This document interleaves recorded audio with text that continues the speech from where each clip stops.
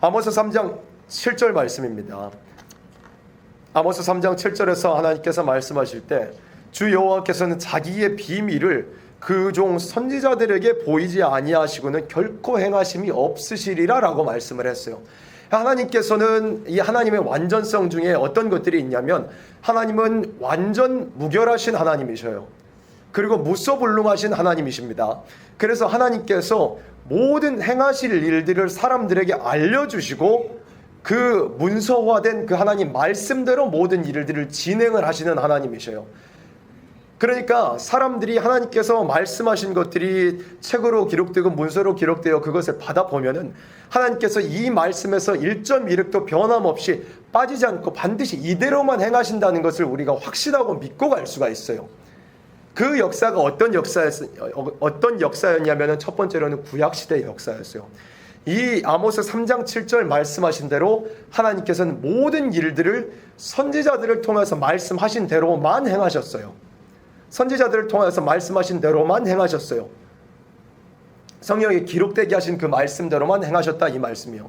그래서 구약시대에 여러 선지자들이 일어나서 말씀을 전했죠. 요엘 선지자, 이사야 선지자, 미가 선지자가 앞으로 그러니까 하나님의 백성들의 부패를 책망하고 앞으로 있을 북방으로부터의 환난과 또 회복도 예언을 했어요. 그리고 호세아 선지자는 북쪽 이스라엘에 예언을 하면서 너희가 그렇게 부패하고 영적으로 이방 우상들을 섬기고 음란하게 행하면은 하나님께서 살마네셀이라는 아수르 왕을 불러서 너희들 망하게 할 것이다. 그 말씀대로 성취되어서 북쪽 이스라엘도 망했어요. 아모스 선지자를 통해서도 말씀하실 때 북쪽 여로보암에게 말씀하실 때 한 나라를 불러서 너희 칠 거다, 회개치 않으면. 그 말씀대로 실제로 북쪽 이스라엘에 아수르 불러가지고 치셔서 나라가 망해버렸어요. 그리고 하박국 선지자라든지 스바냐 선지자라든지 그런 선지자들을, 또 예레미야 선지자라든지 다니엘 선지자, 에스겔 선지자는 실제로 나라가 예언대로 망할 때 또한 그 당시에 활동을 했던 선지자였어요. 그대로 나라들이 다 망해버렸고, 말씀하신 대로 나라들이 망해버렸고, 또 거기서 망해버리고 끝난 게 아니라 선지자들을 통해서는 반드시 소망을 주셨어요. 소망. 너희들이 두드려 맞고 부패하고 하나님의 심판과 환난을 당할 것이지만 그래도 그 중에 신앙을 지키고 절기를 지킨 하나님의 남은 자들 생명들이 있다는 것을 말씀을 하시면서 회복을 소망으로 주셨습니다. 그래서 이사야 44장 45장에 고레스라는 이름을 직접 말씀하기도 하셨고, 이사야 13장에서 메대 사람을 들어서 바벨론 멸망시키고 해방 줄 것이다 말씀하셨고, 또 예레미야 25장 29장 말씀을 통해서 70년 있으면 해방시켜 준다. 그 말씀대로 70년이 있다가 고레스라는 왕, 기록된 예언된 말씀대로 고레스라는 왕을 통해서 해방을 시켜주셨습니다. 그러니까 구약의 모든 역사를 우리가 살펴보면 하나님께서 선지자들을 통해서 예언하신 대로만 이루어 가셨다는 것을 우리가 변함없이 조금의 의심도 없이 역사적으로 이게 증명된 사실이에요. 하나님께서 과연 선지자들에게 말씀하시고 그 말씀이 기록되게 하시고 그 기록된 말씀대로만 모든 일을 행하여 오셨어요. 행하셨어요. 구약 역사에서. 그런데 중요한 건 뭐냐면 이 선지자들을 통하여서 하신 말씀이 구약에만 매여있지 않다는 거예요. 구약에서만 하나님께서 선지자를 통해서 역사하신 일이 아니었다는 거예요. 그래서 성경을 찾아보면 히브리서 10장 1절 말씀에서는 어떻게 말씀을 했냐면, 히브리서 10장 1절 말씀에서 구약과 신약의 관계를 설명을 해주셨어요. 앞에 보시면서 따라오셔도 좋습니다. 그래서 히브리서 10장 1절에서는 하나님께서 뭐라고 말씀하셨냐면, 율법은 장차 오는 좋은 일의 그림자요, 이렇게 하셨어요. 그 참 형상이 아니라고 하셨어요. 그러니까 이 말씀이 담고 있는 뜻은 뭐냐면, 구약시대 하나님께서 선지자들을 통해서 역사를 하셨어요. 하나님 백성들에게 부패를 책망하시고 환난과 재앙이 오게 하셨고, 그리고 회복을 시켜주셨어요. 그런데 그 구약의 일련의 이 역사적인 과정이 뭐냐면, 히브리서 10장 1절의 말씀을 근거로 하여 볼 때 뭐냐면, 과거 구약시대 율법시대에 있었던 일들은 그림자라는 거예요. 그림자가 있으면 반드시 실체가 있기 마련이에요. 근데 실체가 있고 그림자가 있는데 그 중에서 구약시대 율법시대의 역사는 뭐냐면 그림자였다는 거예요. 앞으로 오는 좋은 일들의 그림자였어요. 그러니까 구약시대의 역사가 하나님께서 선지자를 통해서 그 말씀대로 이루어가시고 구약 역사가 그대로 진행이 됐는데, 다만 그런데도 불구하고 구약시대의 역사는 뭐냐면 그림자예요. 선지자들을 통해서 말씀하신 대로 이루어졌지만 구약시대 역사는 그림자고 예표였어요. 그러니까 더 쉽게 표현하자면 예고편이었어요. 예고편. 앞으로 이렇게 일들이 이루어질 것이다 하는 것을 구약시대 역사를 통해서 예고편으로 보여주셨어요. 이 말씀에만 하신 게 아닙니다. 그래서 이 말씀에만 하신 것이 아니라 예수님께서도 직접 오셔가지고 뭐라고 말씀을 하셨느냐. 마태복음 5장 17절 말씀에서 뭐라고 하셨느냐. 내가 율법이나 선지자라 폐하러 온 줄로 생각지 말라. 폐하러 온 것이 아니오 완전케 하려 함이로라. 여기서도 율법 시대와 선지자와 그 이후에, 그러니까 구약과 신약의 관계를 설명을 해주셨어요. 구약 시대, 율법 시대가 있었고 선지자들을 통해서 그 말씀대로 모든 역사를 진행을 하셨는데 그 역사가 끝나버린 게 아니라는 거예요.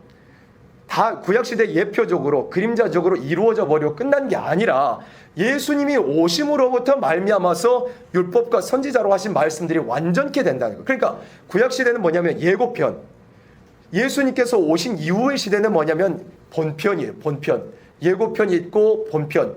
그리고 구약 시대는 그림자였고 예수님이 오신 이후로는 실체예요. 실체. 그림자 희미한 것이 아니라 실제로 그 모습을 보게 되는 거예요. 예수님이 오심으로부터 말미암아서. 이 말씀만 있는 것이 아니라 또한 누가복음 16장 16절에도 말씀을 했어요. 누가복음 16장 16절에서도 뭐라고 말씀을 하셨느냐. 율법과 선지자는 요한의 때까지예요. 그러니까 구약시대는 세례 요한의 때까지 일단 구약시대가 마무리된다는 거예요. 그리고 그 이후로는 구약시대 마지막 선지자, 율법시대의 마지막 선지자였던 세례 요한의 증거를 받고서 예수님께서 실체적으로 오신다는 거예요. 예수님이 오심으로 본편이 시작이 된다는 거예요. 율법과 선지자는 세례 요한의 때까지 마지막, 구약시대는 율법시대는 그림자의 때, 예표의 때, 예고편의 때는 세례 요한의 때까지가 마지막이고 세례 요한의 증거를 받고 오신 예수님이 실체 본편이 시작된다. 예수님 오심으로부터 말미암아서 본편이 시작된다는 걸 말씀을 했어요. 그러면 가만히 생각해보면 정리가 돼요. 아모스 3장 7절에서 하나님께서 모든 비밀을 그 종 선지자들에게 알게 하지 아니하시고는 행하심이 없으시리라 그래요. 구약시대 예고편에서 모든 일들을 선지자를 통해서 알려주시고 행하셨어요. 근데 성경 말씀을 이렇게 보니까 예수님께서 또 직접 말씀을 하시기를 구약시대는 예고편에 불과했대요. 그림자였대요. 그러면 본편에서도 마찬가지로 실체에서도 마찬가지로 이 하나님의 모든 역사가 선지자들을 통하여서 예언하신 대로만 이루어지는 게 맞는 거예요. 성경적으로 볼 때. 그래서 성경에서 뭐라고 말씀했느냐. 그러니까 구약시대 여러 가지 일들이 있어요. 예언뿐만 아니라 구약시대 절기도 있었죠. 성전을 어떻게 지어야 된다는 법도 있었죠. 그리고 또 무엇이 있었어요? 예언도요. 제사법도 있었고 예언하는 것이 있었죠. 그런 것들이 누구를 통해서 실체적으로 성취가 됐어요? 예수님을 통해서 성취가 됐어요. 또 예수님을 통해서 세워진 신령한 교회를 통해서 성취가 되었어요. 그리고 이제 사도행전 3장 말씀에서 볼 때 사도행전 3장에서 더 명확하게 나와요. 사도행전 3장 24절 말씀에 앞에 보시면 사도행전 3장 24절에 또한 사무엘 때부터 오므로 말한 모든 선지자도 이 때를 가리켜 말하였느니라 그랬어요. 이 때가 무슨 때였어요? 사도행전 3장의 때가 무슨 때였어요? 사도행전 2장에서 오순절날 예수님 승천하신 다음에 오순절날 제자들이 성령의 역사를 받았죠. 3장에서 안진뱅이를 베드로와 요한이 일으켰죠. 성령의 역사를 힘입어서 그때예요. 그러니까 예수님이 다녀가신 이때 예수님께서 십자가 대속의 구원을 베풀어 주시고 우리가 그를 믿음으로 죄인이 죽고 의인으로 살고 영원히 구원을 받고 또한 약속하신 대로 성령을 받은 이 때를 모든 선지자들이 이 때를 가리켜서 예언했다는 거예요. 그러니까 모든 선지자들이 구약 시대를 본질적으로 예언한 것이 아니에요. 물론 그 시대를 예언했지만 그 예언이 결국에는 언제를 가리킨 거였냐면 본질적으로 언제를 가리킨 거였냐면 예수님이 오실 때를 가리켰다는 것을 말씀을 했어요.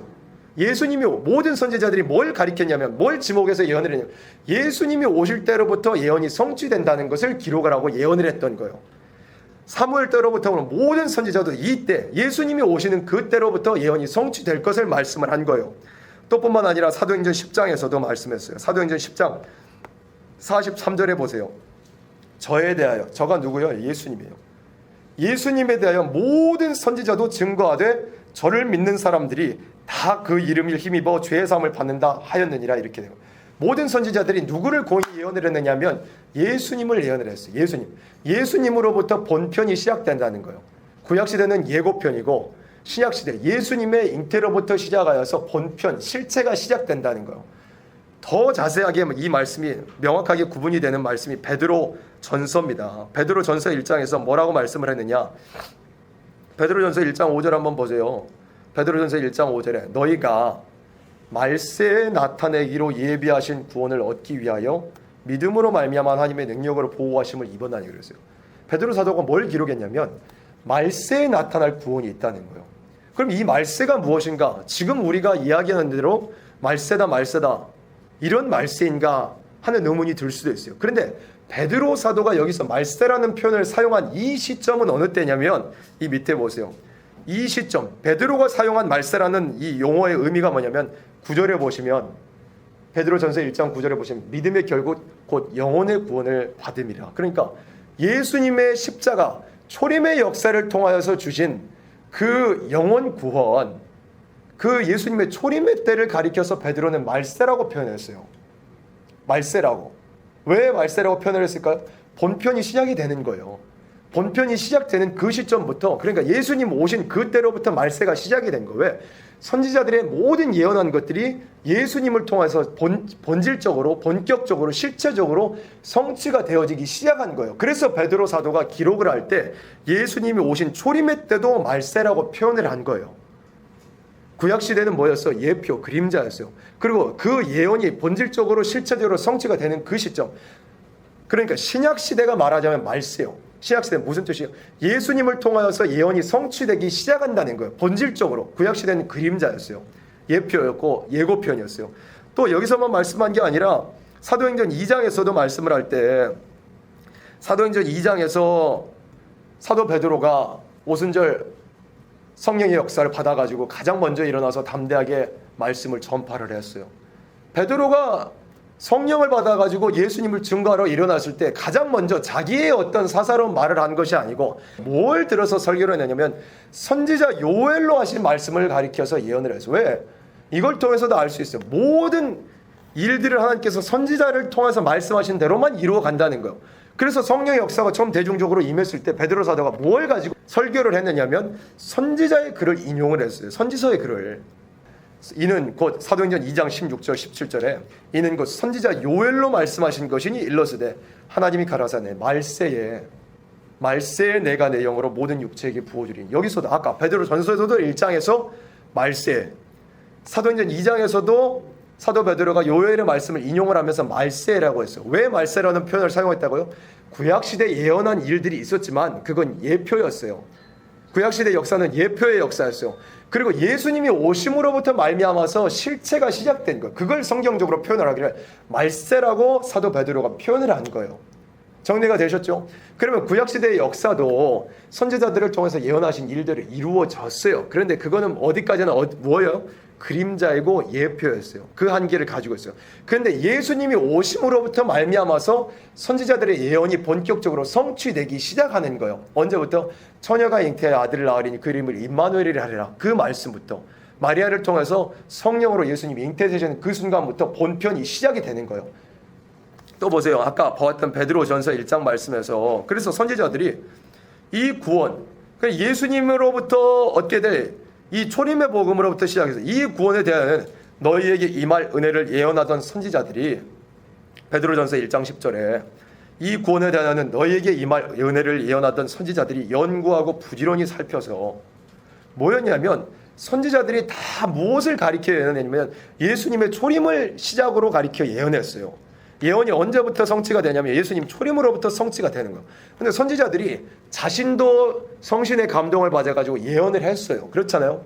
그 자신이 그리고 책을 기록하게 되었어요. 뭐 대필해 주는 사람도 있었지만 옆에서 받아 써주는 사람도 있었죠. 자신의 입을 통해서 예언이 나왔고 또 그걸 말미암아서 책이 선지서가 기록이 되었음에도 불구하고 이 선지자들이 뭘 기다렸어요? 자신의 입을 통해서 나온 그때, 그러니까 자신이 예언한 그 예수님의 때가 언제인지 깊이 부지런히 연구하고 살폈어요. 그리고 11절에 자기 속에 계신 그리스도의 영이 그 받으실 고난과 후에 얻으실 영광. 그래 예수님께서 초림으로 오셔서 행하실 일들이 이 때가 언제일까? 이 시가 언제일까? 이 말씀을 예언한 선지자들도 부지런히 살펴보고 상고했다는 거예요. 얻으시 어떠한 때를 지시하는지 상고하니라 이렇게 된 거예요. 선지자들도 다 무엇을 가리켜 예언했어요? 예수님의 초림으로부터 예언이 성취가 될 것을 가리켜 예언을 했습니다. 그래서 이 성경의 구조가 그래서 어떻게 되느냐면, 성경의 구조가 모든 역사를 하나님께서 선지자들을 통해서 예언하신 대로만 이루어간다 그랬어요. 그리고 예수님 초림으로부터 선지자의 예언이 본격적으로 성취되기 시작한다 그랬어요. 그래서 신약 성경에서는 뭘 기록을 했냐면, 신약 성경에서는 이 원리를 따라 가지고 뭘 기록을 했냐면, 선지자들을 통해서 말씀하신 예언의 말씀이 예수님의 초림의 한기를 두고서 이와 같이 이루어졌다 하는데 중점을 두고서 신약 성경에 기록이 됐어요. 다시 선지자를 통해서 예언한 말씀이 예수님으로부터 시작이 됐어요. 성취되기 시작을 했어요. 그리고 사복음서와 편지서는 뭘 중점적으로 초점을 두고 기록이 되냐면, 선지자들을 통해서 예언하신 말씀이 예수님의 초림의 때 이렇게 성취되었다 하는 것을 두고서 그 원리를 가지고서 기록이 됐어요. 뭐냐면 예언의 말씀이 이렇게 예수님의 초림의 때에 이렇게 이루어졌다. 전체적인 예언의 말씀이 있었지만 예수님의 초림의 때, 이 전체적인 예언의 말씀에서 한 부분에 해당하는 예수님의 초림의 때가 이렇게 이미 이루어진 사실이 되었다. 선지자들이 예언한 대로 예수님께서 이렇게 왔다 가셨다 하는 것을 기록한 것이 신약 성경이에요. 신약 성경에서 이 신약 성경이 다 어떻게 기록되냐면, 마태복음 1장 22절의 말씀을 할 때 이 모든 일이 된 것은 주께서 선지자로 하신 말씀을 이루려 하심이니 가라사대 이렇게 됐어요. 마태사도가 기록할 때 뭐예요? 예언의 말씀대로 예수님께서 이 요셉의 집에 마리아의 몸을 통해서 잉태되셨다. 무엇대로? 예언의 말씀대로. 하나님께서는 선지자들을 통해서 말씀하신 대로만 모든 일들을 진행을 하시는데, 그 본편 역사, 실체적인 역사가 시작되는데 그 역사가 어떻게 이루어졌어요? 선지자를 통해서 예언하신 대로 이루어졌다는 것을 마태사도가 기록을 한 거예요. 그 복음서도 무슨 원리를 기록해 됐어요? 선지자들의 예언이 예수님의 초림을 통하여서 이렇게 이루어졌다. 과거의 일이 되었다. 선지자를 통해서 예언한 일이 이미 지나간 일이 되었다. 일부분이. 이걸 가지고 예언을 했던 거예요. 뿐만 아니라 23절에서 뭐예요? 보라, 처녀가 잉태하여 아들을 낳을 것이요 그 이름은 임마누엘이라 하리라 하셨어요. 이 말씀 어디에 있어요? 이사야 7장 14절의 말씀입니다. 이사야 7장 14절의 말씀이 예수님을 통해서 성취되었다. 이걸 기록을 한 거예요. 복음서의 원리가 대다수가 이렇게 기록이 됐어요. 마태복음 3장에서도 보세요. 세례 요한에 대해서도 기록할 때 저는 선지자 이사야로 말씀하신 자라 그랬잖아요. 선지자의 말씀이 이렇게 이루어졌다 하는 것을 기록한 게 신약 성경이에요. 선지자의 말씀이 이렇게 이루어졌다 하는 걸 기록한 게 신약 성경이에요. 마가복음에서도 봅니다. 마가복음 1장에서도 뭐라고 말씀했어요? 선지자 이사야의 글을 보라. 마가복음 시작할 때 뭐예요? 선지자 이사야의 글로 말미암아 이렇게 예수님 초림의 역사가 시작되었고 이렇게 이루어진 과거의 일이 성취된 일이 되었다. 초림의 역사를 선지자들이 예언했는데 이 말씀이 이렇게 이루어졌다. 그 신약 성경은 뭐예요? 이루어진 일에 대한 뭐에 근거해서 선지자들을 통해서 예언한 말씀이 예수님의 초림을 통해서 이렇게 이루어졌다는 것을 증거하는 거예요. 그래서 사도행전 2장에서도 다시 돌아가서 보면 사도행전 2장에서 사도 베드로가 뭘 증거를 하느냐. 시편 16편에 이렇게 말씀했어요. 다윗을 통해서 예언하게 하셨어요. 이는 내 영혼을 음부에 버리지 아니하시며 주의 거룩한 자로 썩음을 당치 않게 하실 것임이라다 그랬어요. 다윗의 시거든요. 근데 다윗의 영혼은 어떻게 돼? 다윗이 자신을 가리켜 기록한 것처럼 기록이 됐어요. 겉으로 보기에는. 그래서 내 영혼을 음부에 버리지 아니하신다. 주의 거룩한 자로 썩음을 당치 않게 하실 것임이라. 자신을 향하여 기록된 것처럼 보이지만 실제로 다윗은 어떻게 됐어요? 다윗이 죽어서 그 묘가 실제로 유대인들 사이에 있었어요. 그럼 자신을 가리켜 예언한 말씀이 아니었어요. 이 말씀이 누구를 통해서 이 성취가 될 말씀이었어요? 그는 선지자, 다윗도 선지자였어요. 그 말씀이 누구를 통해서 성취가 되었어요? 미리 보는 거로 그리스도의 부활하심을 말한 거였어요. 예수님의 초림을 예언한 것이에요. 이와 같이 모든 일들이 이 베드로가 증거한 것도 보세요. 과거에 예언했던 선지자들을 통해서 예언했던 말씀이 예수님 초림을 통해서 이렇게 이루어졌다는 것을 증거하는 게 신약 성경이에요. 아까 마가복음까지 보았죠. 누가복음에서도 말씀했어요. 누가복음 1장 69절 말씀입니다. 누가복음 1장 69절에서도 말씀 보세요. 우리를 위하여 구원의 뿔을 그 종 다윗의 집에 일으키셨으니 이것은 주께서 예로부터 거룩한 선지자의 입으로 말씀하신 바와 같이 이렇게 되어 있어요. 마태, 마가, 누가, 복음까지 뭐예요? 다 선지자들의 예언하신 말씀이 예수님의 초림을 통해서 이렇게 이루어졌다 하는 것을 증거하는 방식으로 원리를 가지고 기록이 된 거였어요. 다 선지자예요. 선지자의 말씀이 이렇게 이루어졌다. 요한복음에서도 말씀할 때 요한복음 1장 45절에서 빌립이 나다나엘을 찾아 이르되 무엇이라고 예수님이 이렇게 나타났다 증거를 하냐면 빌립이 나다나엘을 찾아 이르되 모세가 율법에 기록하였고 여러 선지자가 기록한 그 일을 우리가 만났다는 거예요. 요셉의 아들 나사렛 예수니라. 그러니까 신약 성경의 전체 원리가 뭐라고 이 구약시대 선지자들이 말씀한 그 예언이 예수님의 초림으로 이렇게 이루어졌다는 것을 기록한 게 신약 성경이에요.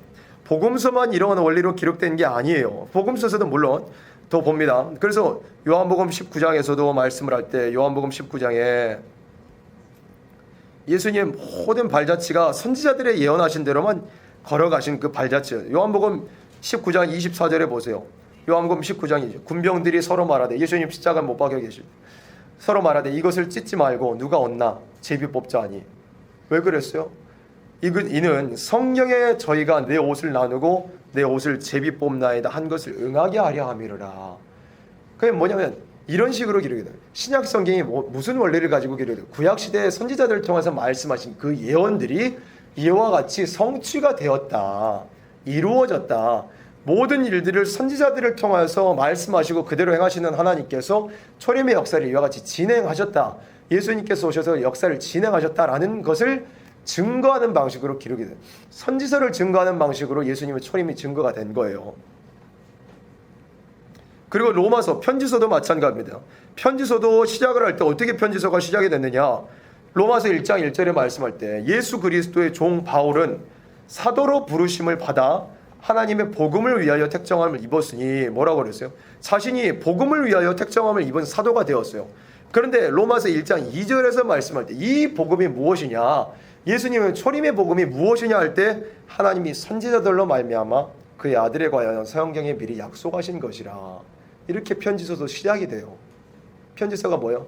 선지자들을 통해서 예언하신 말씀이 예수님 초림을 통해서 이렇게 이루어졌다 하는 것을 증거하기 위하여서 편지서도 기록이 된 거였어요. 로마서만 그런 게 아니죠.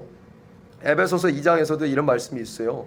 에베소서 2장 20절에 너희는 누구예요? 예수님의 초림의 복음을 받아서 십자가 대속의 구원을 받은 사람들이 너희는 사도들과 선지자들의 터 위에 세우심을 입은 자라 그랬어요. 선지자들의 말씀하신 대로 예수님 오셔가지고 너희가 그 은혜로 구원을 받았다 이거예요. 선지자. 히브리서 1장에서도 말씀했습니다. 히브리서 1장에서도 뭘로 출발을 하느냐?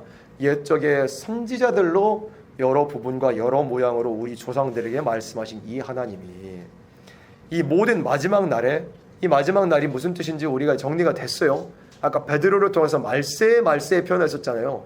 그 표현하고 이 표현하고 같은 말씀이에요. 무슨 뜻이냐? 예언이 성취가 되는 그 시점부터 말세가 시작이 된 거예요.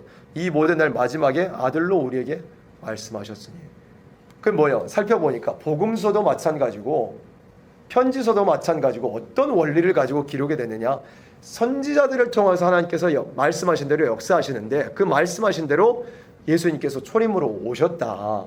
선지자들을 통해서 말씀하신 초림 예수님의 역사가 이와 같이 이루어졌다는 것을 기록을 했어요. 그러면 선지자들이 예수님의 초림만 기록을 했을까요? 예수님의 초림만 기록을 했어요?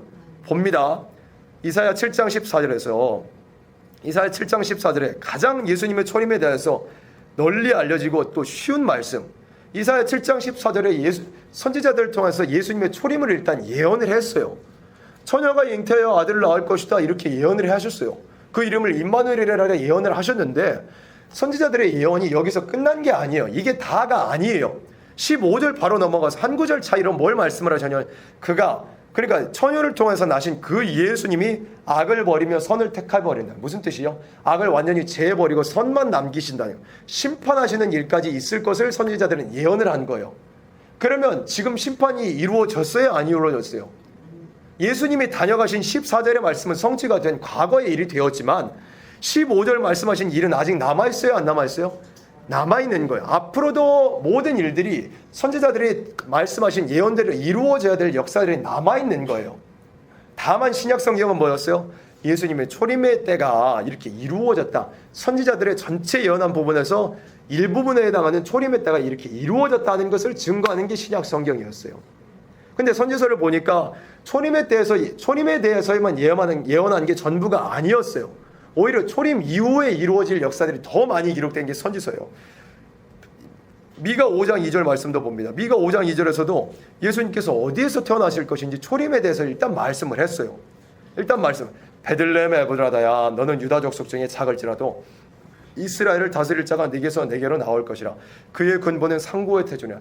예수님의 이 근본에 대해서 말씀하시고 예수님께서 어디서 인성을 가지고 태어나실 것인가에 대해서 말씀을 해요. 초림에 대한 예언이요.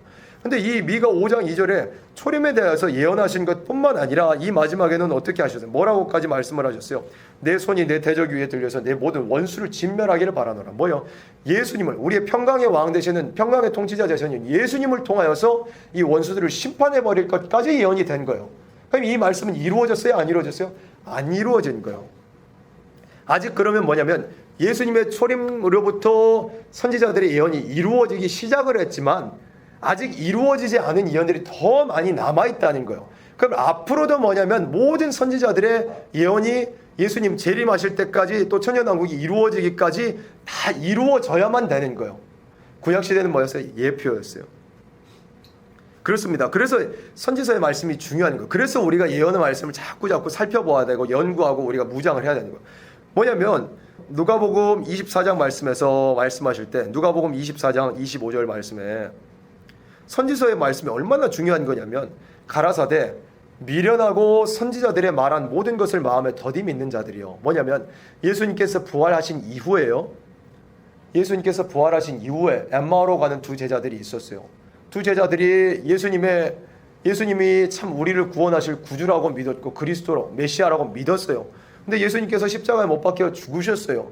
그래서 사실 부활하셨다는 소식도 들렸어요. 근데 이 엠마오로 가는 제자들이 믿지를 않았어요. 그래 마음이 푹 가라앉고 믿음이 식어지고 풀이 죽어가지고 엠마오로 가고 있을 때 예수님께서 제자들에게 나타나셨죠. 엠마오로 가는 두 제자들에게 나타나셔서 말씀하시기를 가라사대 미련하고 선지자들의 말한 모든 것을 마음에 더디 믿는 자들이요 이렇게 하셨어요. 예수님의 부활을 믿지 못하는 이 제자들에게 그리스도가 이런 고난을 받고 자기의 영광에 들어가야 할 것이 아니냐 하시고 예수님께서 자신에 대해서 증거하실 때 어떻게 증거를 하셨느냐. 이에 모세와 및 모든 선지자의 글로 시작하여 모든 성경에 쓴 바 자기에 관한 것을 자세히 설명하죠. 선지서의 말씀이 얼마나 중요하냐면 예언의 말씀이 얼마나 중요하냐면 예수님께서도 자기에 대해서 증거를 하실 때 뭘 들어서 증거를 하셨냐면 선지서의 글을 가져다가 자신을 증거하셨어요. 예수님께서도 스스로를 증거하실 때 뭘 가지고 증거하셨냐면 예언의 말씀을 가지고 증거하신 거예요. 선지서의 말씀을 가지고 증거를 하신 거예요. 자신에 대해서 증거하실 때도 44절에도 예수님께서 또 제자들에게 또 나타나셨어요. 또 이르시되 내가 너희와 함께 있을 때 너희에게 말한다. 제자들과 함께 십자가에 못 박히시기 전에 제자들에게 이미 다 말씀을 해놓으셨어요. 뭘 말씀을 하셨어요? 선지자들의 예언이 이렇게 이루어져야 될 것을 예수님께서 말씀하셨어요. 근데 제자들이 예수님의 고난을 보고서 또 부활하신 이후에 그걸 믿었어요? 못 믿었어요? 못 믿었어요. 그래서 예수님께서 부활하신 다음에 다시 나타나셔가지고 다시 일깨워 주시는 거예요. 뭐라고? 내가 너희하고 같이 있을 때 뭘 알려주었느냐. 내가 얘기한 것이 뭐였어요? 모세의 율법과 선지자의 글과 시편의 나를 가리켜 기록된 것이 있었지 않느냐. 이걸 너희들이 기억해라.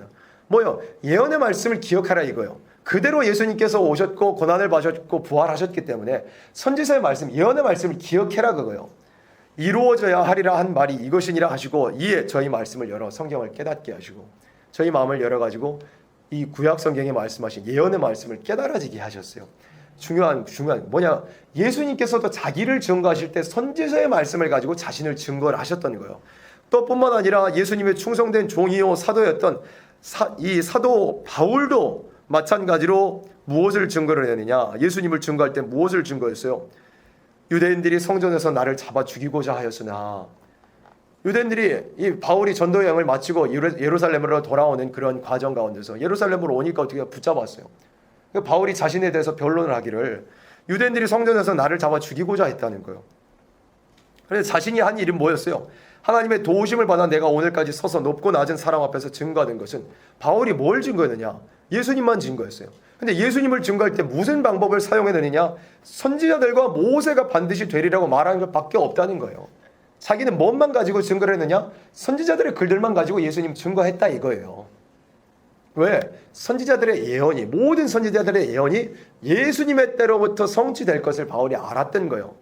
그래서 바울이 변론한 것들이 방금 우리가 보았던 말씀들이 율법과 은혜 시대, 구약의 그림자의 역사와 신약 시대의 실체의 역사를 변론하는 그런 토대를 가지고서 구약 시대 선지자들의 예언한 말씀이 예수님을 통해서 실체로 이루어졌다. 이걸 세계 만방에, 그러니까 아시아 지역과 유럽에 전파를 했던 것이 바울이었어요. 그리고 이것 때문에 붙잡혀서 유대인들에게 죽임을 당할 처지에 이르게 되었다는 거예요. 그 바울이 로마에까지 가서도 어떻게 했어요? 새빵을 얻어가지고 이태 동안 말씀을 전하는 그러한 일이 있었습니다. 로마 이 사도행전 28장 23절에 말씀할 때 저희가 일자를 정하고 그의 우거하는 집에 많이 오니 바울이 아침부터 저녁까지 강론하여 하나님 나라를 증거하고 아침부터 저녁까지 찾아오는 사람들에게 하나님 나라를 증거했어요. 예수 복음을 증거를 했어요. 근데 뭘 가지고 증거를 했느냐? 모세 율법과 선지자의 말을 가지고 예수의 일로 권하다라 그랬어요. 예언의 말씀을 가지고서 선지자들을 통해서 말씀하신 분이 바로 이 예수님이다. 예수님께서 이 예언대로 왔다 가셨다 하는 것을 증거를 하게 하신 거예요. 바울로. 그런데 아까도 정리를 했지만 예수님 초림으로 모든 선지자들의 예언이 다 이루어졌다고요? 아니라 그랬어요. 오히려 앞으로 이루어질 일들이 더 많이 남아있어요. 그래서 예수님 재림하실 때 우리에게 명령하시기를 뭘 명령을 하셨어요? 요한계시록 1장 3절의 말씀을 할 때 이 예언의 말씀을 읽는 자와 듣는 자들과 그 가운데 기록한 것을 지키는 자들이 복이 있나니 때가 가까움이라. 뭐요? 예언의 말씀을 읽고 듣고 지켜야 다시 오실 예수님을 영접을 할 수 있고 맞이할 수 있다고 말씀을 하니. 왜? 하나님께서는 모든 일들을 선지자들을 통하여서만 역사하시고 진행해 가시는 하나님이시기 때문에, 그래서 예수님 재림하실 때까지도 뭐예요? 다 선지자들을 통해서 예언하신 말씀대로만 이루어 간다는 거예요. 그래서 예언의 말씀을 읽고 듣고 지키라고 그랬어요. 그런데 요한계시록 10장 7절의 말씀을 보니까 그 예언의 말씀의 실체가 뭐냐? 예언의 말씀이 뭐냐 보니까 10장 7절에 일곱째 천사가 소리내는 날 그 나팔을 불게 될 때 하나님의 비밀이 누구에게? 그 종 선지자들에게 전하신 복음과 같이 이루리라 말씀하래요. 선지자들의 전하신 복음들을 예수님 재림하시고 재림하신다는 거예요. 정리를 다시 합니다. 구약시대 선지자들을 통해서 말씀을 하셨어요. 그리고 그 말씀은 구약시대는 예표적으로 이루어졌어요. 그림자였어요. 근데 예수님이 오심으로부터 말미암아서 실체의 역사가 시작된 거예요. 본편이 시작이 된 거예요.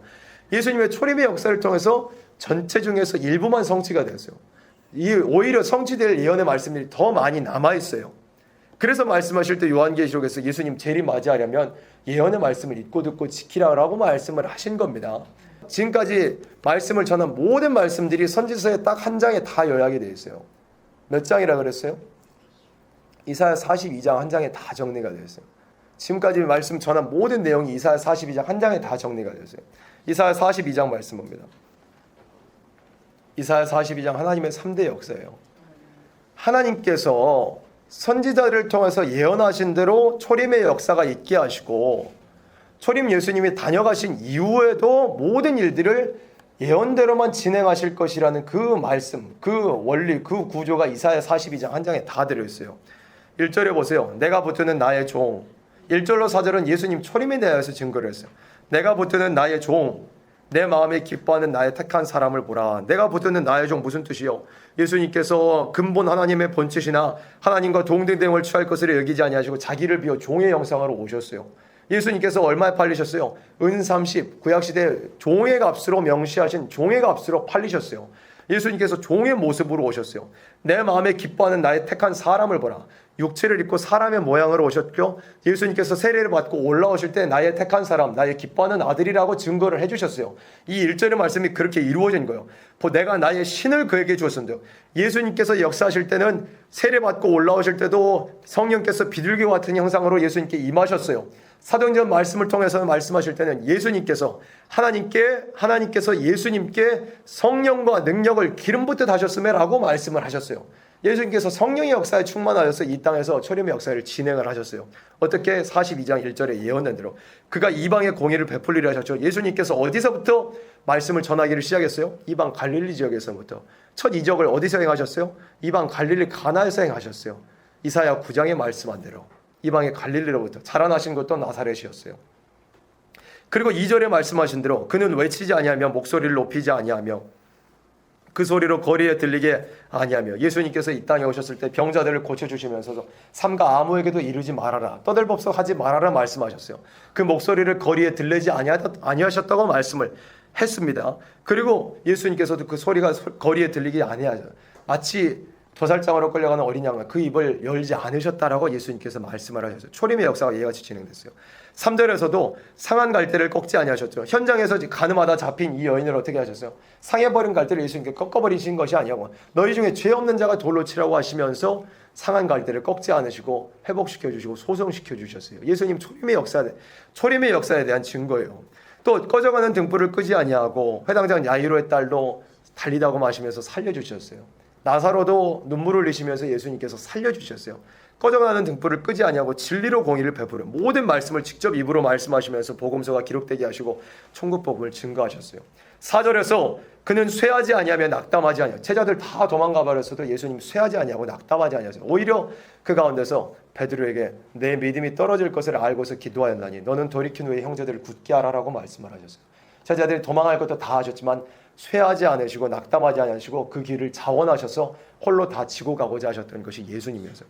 그로 말미암아서 예수님 십자가로 승리하시고 부활로 승리하시고 공의를 세우게 하려 악마가 이르리니 섬들이 그 교훈을 악마하네. 예수님 초림 십자가 부활의 복음이 세계 만방에 전파가 되는 이 이루어진 거예요. 그리고 예수님 부활 승천하신 다음에 5절에서는 뭐라고 말씀했어요? 하늘을 창조하여 펴시고 땅과 그 소산을 베푸시며 땅 위에 백성에게 호흡을 주시며 땅에 행하는 자에게 신을 주시는 하나님 여호와께서 이와 같이 말씀하시되 뭐냐면 예수님께서 부활 승천하신 다음에 약속하신 대로 보혜사 성령을 보내주실 걸 말씀하신 거예요. 5절 이후의 말씀엔 사도들을 통한 역사, 예수님께서 약속하신 대로 성령의 역사를 보내주셨어요. 그리고 제자들이 그 성령의 역사를 받았어요. 그래가지고 6절 말씀처럼 나 여호와가 의로 너를 제자들 사도들을 부르셨은즉 내가 네 손을 잡아 너를 보호하며 너를 세워 백성의 언약과 이방의 빛이 되게 하는 이방인들에게 하나님을 알지 못하는 이방인들에게 이 십자가 부활의 복음이 전파되게 하셨어요.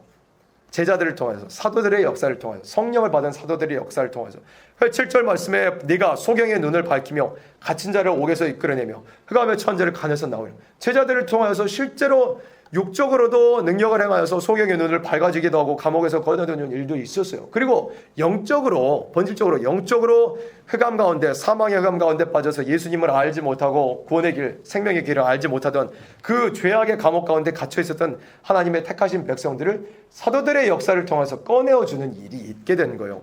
그리고 저 8절 말씀에 나는 여호와니 이는 내 이름이라 나는 내 영광을 다른 자에게 내 찬송을 우상에게 주지 아니라.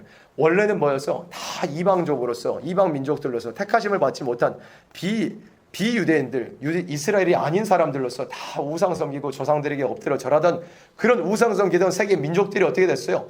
예수님을 영접함으로 말미암아서 그 우상에게 갖다 바쳤던 그런 영광들이 어떻게 됐어요? 예수님께 하나님께로 돌아가게 되었던 그 영광이 이 우상에게 가져다 드렸던 우상에게 갖다 주었던 그 영광들이 어떻게 하나님께로 돌아가게 됐어요. 우상 섬기는 것들이 다 무너지고 하나님께로 올라가게 되는 일, 영광이 하나님께로 가게 되는 거예요. 그래서 1절로 8절 말씀에서는 이 초림의 때 그리고 예수님을 통해서 약속하신 대로 성령의 역사를 부어주시고 9절 말씀에 이 말씀이 이렇게 성취가 되고 9절 말씀에 뭐라고 하셨어요? 합독합니다. 보라 전에 예언한 일이 이미 이루었느니라 이제 내가 새 일을 고하노라 그 일이 시작되기 전이라도 너희에게 이르노라 이렇게 하신 거예요. 뭐예요? 선지자들을 통해서 말씀하시고 약속하신 대로 초림의 역사와 어느 시대 역사가 진행이 되었다는 거예요. 이렇게 이루어졌다는 거예요. 그리고 앞으로도 하나님께서 선지자들을 통해서 모든 일을 이루어가겠다고 말씀을 하셨잖아요. 그런데 그 일을 한글로 두 글자로 표현하시기를 뭐라고 표현을 하셨어요? 새 일이라고 표현하신 거예요. 앞으로 예수님께서 초림으로 오신 것도 선지자들이 예언하신 대로 이루어졌어요. 그리고 재림하실 때까지도 예언의 말씀을 읽고 듣고 지키라고 하셨어요. 근데 모든 앞으로 되어질 일들, 예수님 재림하셔서 천년왕국을 이루실 때까지 모든 되어질 일들을 선지자들의 예언대로 이루어질 일을 두 글자로 표현하시기를 세일이라고 표현하신 거예요. 세일이라고. 앞으로 하나님께서 선지자들의 예언을 근거로 하여 행하실 모든 일들을 두 글자로 표현하시기를 세일이라고 표현하신 거예요. 세일. 그래서 이 마지막 때에 되어질 종말론을 논하면서 예언의 말씀, 요한계시록을 우리가 전하면서 세일이라는 이 말씀, 이 단어를 빼놓고는 성립이 될 수가 없는 거예요. 왜? 앞으로 행하실 모든 일이 세일이에요. 앞으로 행하실 모든 일을 한 단어로 요약하면, 두 글자로 요약하면 세일이에요. 세일. 모든 일, 하나님께서는 선지자들의 예언하신 대로만 모든 역사를 진행하시고 초림의 역사도 그와 같이 진행되었고 앞으로의 역사도 모든 일들이 하나님의 선지자들을 통해서 예언하신 말씀대로만 이루어질 텐데 그 모든 일을 요약을 해서 앞으로 되어질 일을 모든 일들을 요약을 해서 뭐라고 표현을 했다고요? 세일이다라고 표현을 하게 하신 것입니다. 그래서 우리와 이와 같이 하나님께서 우리에게 이러한 말씀을 알게 하시고 그래서 세일의 말씀이 성취가 되고 이루어지는 그 순간이 뭐예요? 43장 19절에서 말씀을 할 때 하나님께서 모든 예언이 이루어지는 선지자들의 모든 예언이 이루어지는 시기가 언제냐? 43장 19절에 말씀할 때 보라 내가 세일을 행하리니 이 시점이 어느 시점이냐? 모든 선지자들의 예언이 다 이루어지는 그때예요. 세일을 행하리니 이제 나타날 것이라 너희가 그것을 알지 못하겠느냐? 내가 정령이 내가 광야의 길과 사막의 강을 내리니 땅의 축복을 말씀하신 거예요. 에덴의 회복을 말씀하신 거예요. 아까 요한계시록 10장 7절에서도 선지자들에게 전하신 복음과 같이 이루리라 말씀하셨죠. 선지자들에게 전하신 복음과 같이 이루리라 이렇게 말씀을 하셨잖아요. 일곱째 천사가 나팔을 불 때. 근데 이 말씀이 무슨 말씀이냐면 11장 15절에서 말씀을 할 때 일곱째 천사가 나팔을 불며 하늘에 큰 음성들이 나서 가라되 세상 나라가 우리 주와 그 그리스도의 나라가 되어 그가 세세토록 왕노라. 예수님께서 이 세상 나라를 통치하시는 그때, 이 땅에서 왕노릇 하시는 그때가 바로 선지자들의 모든 예언이 이루어지는 때라고 말씀을 하신 거예요. 이 모든 일들을, 앞으로 되어질 모든 일들을 하나님께서 말씀을 하실 때 세일이다라고 표현을 하게 하신 것입니다. 그래서 우리 교회가 이름이 세일교회 아니에요. 세일교회. 그래서 성경에서는 세일이라는 이름을 빼놓고는 논할 수가 없는 거예요. 앞으로 되어질 일을 논할 수가 없는 거예요. 성립할 수가 없는 거예요. 왜? 하나님께서 직접 말씀을 하시기를 앞으로 되어질 모든 일들을 세일이다 세일이다 세일이다라고 말씀을 하셨기 때문에 그래서 우리가 이와 같이 성경을 통해서 하나님께서 어떻게 구약시대 역사를 진행하셨고 또 예수님을 통해서 역사를 진행하셨고 또 앞으로는 어떻게 역사를 진행하실 것인가에 대하여서 우리가 한번 살펴보았습니다. 그래서 우리에게 이렇게 말씀에 깨달아지게 하시고 또한 이 말씀의 주권을 가지고 있는 먼저 알게 하신 이 세일교회에 있다는 것을 우리가 참 감사하면서 결국에는 뭐냐면 이 말씀을 통해서 우리가 붙들고 예언의 말씀을 읽고 듣는 것에서 머무르지 않고 이 말씀을 굳게 붙들고 우리가 이 전 2시간을 통해서 보았습니다. 얼마나 세상이 어려워지고 예언의 말씀대로 다 세상이 소돔과 고모라와 같이 되어져 가고 있고 하나님의 교회들이 굉장한 압박 버티기 참 어렵고 힘든 그러한 고난과 역경과 시련의 연단의 길을 거쳐갈 것을 말씀을 했어요. 그러나 그 모든 것도 뭐냐면 세일이 이루어지기 위한 모든 선지서의 말씀이 이루어지는 과정입니다. 그래서 우리에게 이와 같은 결국에는 하나님께서 세일을 행하셔서 천연하고 아름다운 예수님께서 다스리는 나라를 주시겠다고 약속을 하셨으니 아무리 어렵고 힘든 일이 와도 우리에게 이 말씀을 알게 하셨으니 우리를 그 길을 가게 하시려고 이 세일의 축복을 받게 하시려고 우리를 이 자리로 부르셨으니 우리가 어떠한 시련과 연단의 과정이 닥쳐오더라도 이 선지자들을 통해서 말씀하신 이 말씀 우리가 굳게 붙들고 세일의 역사를 위하여서 승리하고 담대하게 나아갈 수 있는 우리 모두가 되어야 되겠습니다. 아멘.